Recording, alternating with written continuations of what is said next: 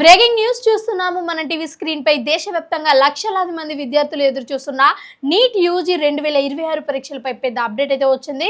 ఇక paper leak ఆరోపణల నేపథ్యంలో national testing agency NTA NEET UG 2026 పరీక్షను అధికారికంగా అయితే రద్దు చేసింది.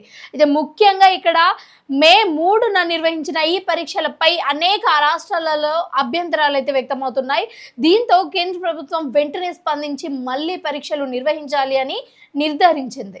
ఇప్పటికే నమోదైన విద్యార్థులు మళ్ళీ రిజిస్ట్రేషన్ చేసుకోవాల్సిన అవసరం లేదు అని అయితే ఎన్టీఏ తెలియజేయడం జరిగింది.